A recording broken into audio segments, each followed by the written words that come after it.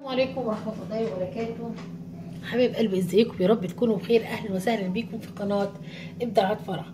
احنا النهارده جايين كده عشان نوفر وقتنا.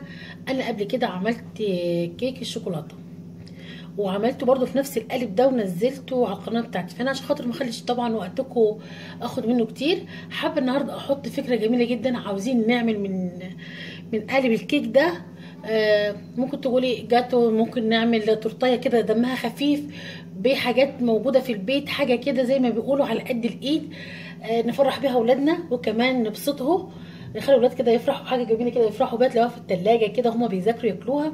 النهارده ناوي ان شاء الله هنزل لك لينك بتاع كيكه الشوكولاته في صندوق الوصف، تقدري تعمليه حتى ان شاء الله لحد ما توصلي للمرحله اللي احنا فيها دي. وان شاء الله ان شاء الله هتلاقي احنا واحنا بنعمل الكيك الشوكولاته بتاعنا خدنا كميه من الشوكولاته وسبناها في التلاجة. انا ضفتها في الفيديو اللي قبل كده على الوش كده وخلاص، لكن النهارده انا قسمت الكيك بتاعي ان شاء الله كده، بس اطلعه على خير يعني عشان ايه مبيبوظش مني. انا كده هاخد الجزء اللي من فوق وهسيبه دلوقتي. الجزء التاني هو اللي من تحت ده احنا عاوزين نبتكر فيه ونعمله كده زي قالب جاتو. فانا هنا معايا الشوكليت اللي انا حاططها هنا في التلاجة، هضيفها كده بكل بساطة في النص.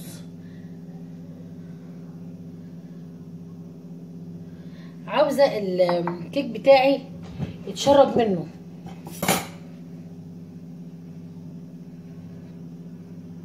من النص. وهنزوق طبعا الوش بتاعه. احنا خلاص ناويين نعملها زي قالب جاتو نفرح بيه الولاد.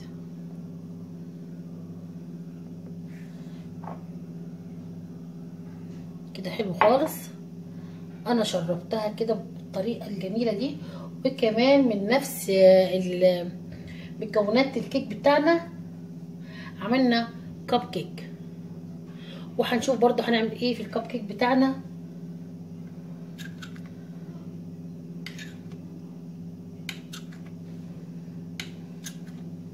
كده حلو خالص كده. هجيب الجزء بتاعنا اللي احنا شلناه وهنضيفه عليه ونقفل الاول. بسم الله.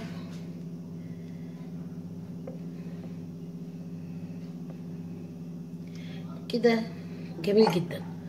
خلاص كده احنا ايه حشيناها كده في النص كده الشوكليت بتاعنا، واحط كده قليل جدا من فوق على اساس عاوزه ادهنها دهان بس مش اكتر. ولسه ان شاء الله هنبتكر هنعملها كده حاجه جميله جدا ان شاء الله.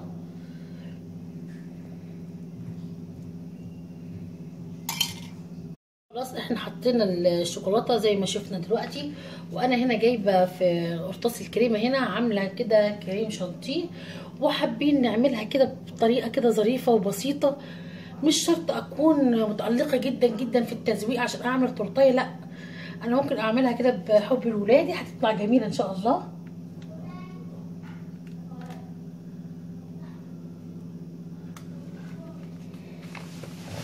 هعمل كده ان شاء الله برضه هتطلع بمنتهى الجمال.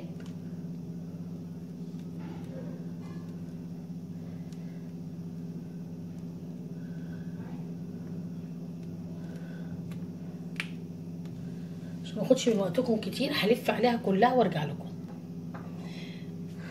شايفين انا حطيت كده الكريمه بالطريقه دي، وهنا الكب كيك حابه نقول فكره كده زي ما انتم شايفين الكب كده، واحط حبه كريمه كده في النص، ادوس كده وانا كده هحشيها كريمه من جوه.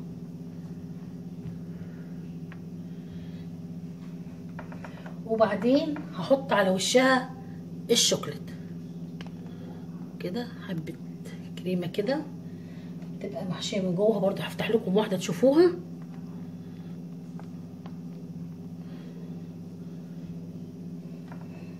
ودلوقتي ممكن برضه هنا في شويه فضلات كده نعملهم.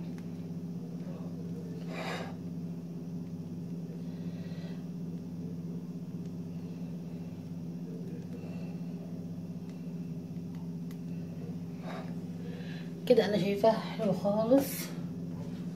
وكمان ممكن احط لها كده من فوق حبات من الرمان، بيخليها منظرها جميل. كلنا عارفين الكريمه دايما بتحب اللون الاحمر من فوق، كان فراوله او كريز.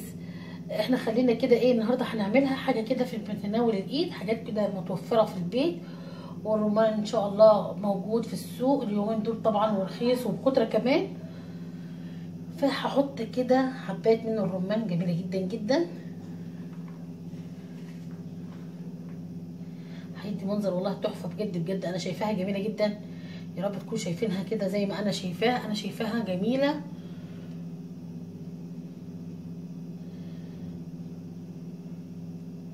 وبحب دايما احط فاكهه على الجاتو او الحاجه اللي انا بعملها في البيت، منها بيدي منظر وكمان بيضيف لها طعم جميل جدا.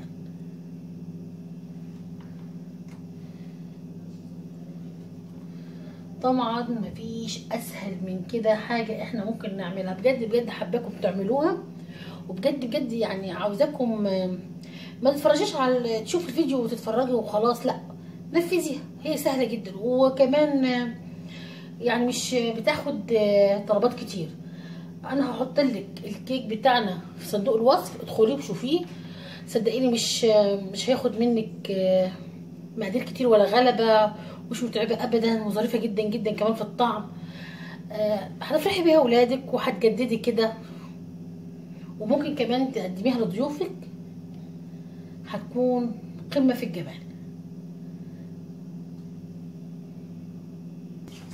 شايفين منظر قلب الجاتو بتاعنا شكله ايه؟ والله العظيم شكله بجد بجد تحفه، مخدش مني ولا وقت ولا مجهود ولا تكلفه كمان.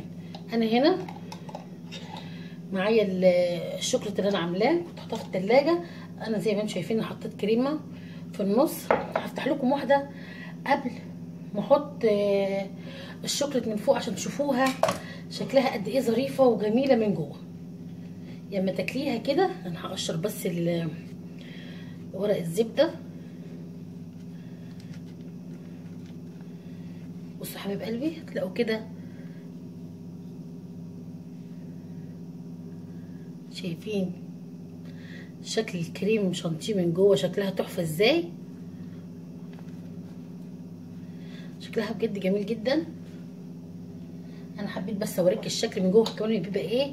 وبعدين من فوق كده هحط الشوكليت عليها كده من فوق، وشكرا، يعني حاجه كده تحفه. ممكن كمان احط ورديه من الكريم شانتيه كده من فوق عشان نكسر اللون الشوكولاته. ونحط كمان فوق الكريمه حبايه يعني حبه رمان بس. كل ما تبسطي الموضوع كل ما بيبقى اجمل اكيد طبعا.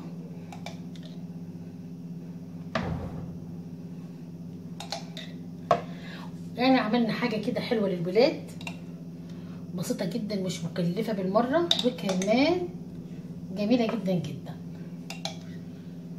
يا رب كده الفيديو بتاعنا النهارده يكون خفيف على قلبكم، ويا ريت تنفذوه.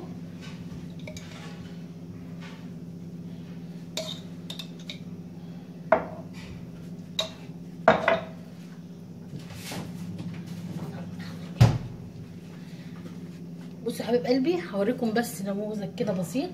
تقدري نحط ورديه كده من الكريمه زي ما انتم شايفين كده في النص كده، هتدي شكلها جميل جدا، هتدي منظر جميل. وكام حبايه من الرمان كده نحطها عليه بشكل بسيط جدا. انا كده هخلص كل الكميه موجوده معايا. ويا رب يكون الفيديو النهارده خفيف على قلبكم وتعجبوا بيه، ويا ريت تنفذوه. واللي نفذ الفيديو بتاعنا الجميل جدا جدا جدا ونفذت الفيديو وعجبك وفرحتي بولادك وعيلتك، كمان فرحيني انا وقولي لي قد ايه كنت شطوره في مطبخك وفي بيتك. وان شاء الله تعملي الفيديو بتاعي، وان شاء الله يا رب اكون عند حسن ظنكم بيا. واسيبكم على خير حبايب قلبي. وطبعا ما تنسوناش تعملوا لايك وشير واشتركوا في قناتنا. واللي اول مره يشوف قناه ابداعات فرح يا ريت يشترك.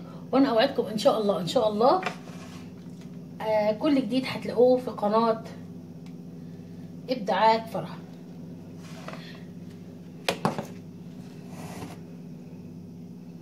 انا كده بس بوريكم عملت ايه في الكب كيك.